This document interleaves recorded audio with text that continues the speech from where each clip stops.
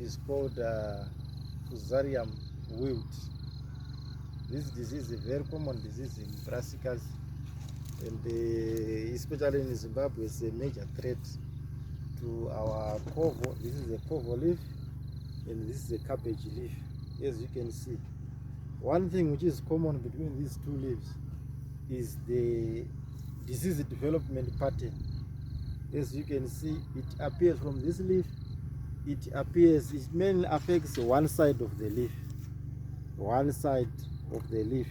Same applies on the cabbage leaf. It is also affecting this side.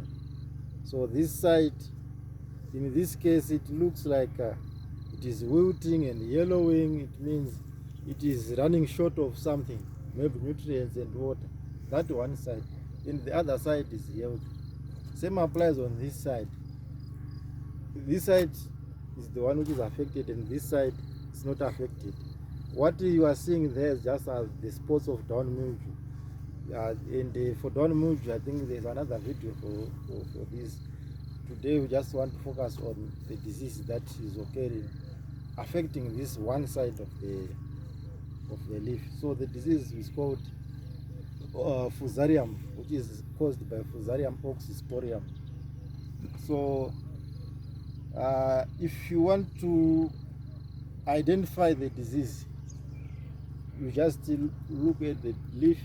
Usually, if it's a covo leaf, that side which is affected usually develops some yellowish, and the leaf is likely to bend towards that side, like this. So when it is a cabbage, also the leaf, if it is severely affected, when it is growing, it will bend towards that side, and the other side will just bend also towards the side which is affected. Right. In identifying it, for example, if you want to be sure that it's really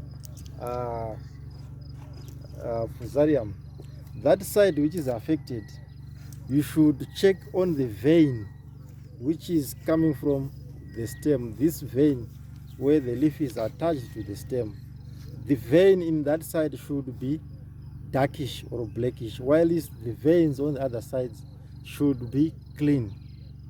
That is maybe whitish to greenish. So if you can inspect this, you can see that from this corner here, these veins are darkish, right? Then these ones are clear. If you can also follow it, you see these veins are darkish, these ones are grayish, up until you reach this side. So all these veins which are on this side will be darkish. It shows that the dark color, it is the fungal structure, the fungal mycelium, which builds within the xylem vessels, thereby clogging the xylem vessels on that side. Once the xylem vessels are clogged on that side, it means that side is no longer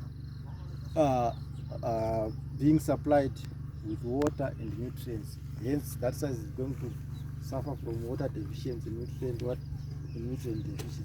Same applies from this leaf, cabbage leaf. You see that the rotting is on this side, then the other side is clean. If you can follow it, maybe, I think here is very clear. If you can check on the veins, this side which is rotting, the veins are blackish and darkish. You can follow, you can see, I think it's everyone can see here. These veins which supply this side with nutrients, they are clogged by the fungal structures, while the other veins from this side which supply this side of the leaf, they are getting everything. Hence the leaf at this side remains healthy, while this one which is suffering nutrient whatever deficiencies develops the disease symptom. So this is a soil-borne disease. So it originates from the soil, moves up the xylem vessel. Then once it chooses the xylem vessel, on the leaf, that side is the one which suffers. If it chooses the whole plant, for example, in tomatoes, that whole side of the tomato may suffer, or a branch of a tomato, whatever, it will develop the symptoms of nutrient and water deficiencies mainly.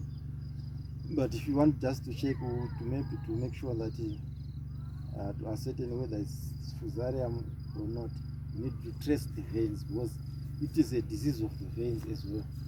So I think that is how you can identify it. Then maybe on the control, because it's a soil-borne disease, you need to deal with the soil. So you need to sterilize the soil or a seed dress, maybe treat the seed with this seed dressing chemicals, so that the crop is, once it produces the roots are protected from the disease and the infection is catered for. Then maybe there are also varieties which are resistant to this disease, so you may also choose those varieties which are resistant to this disease. There are a lot, especially when it comes to other brassicas. So I think with this, thank you.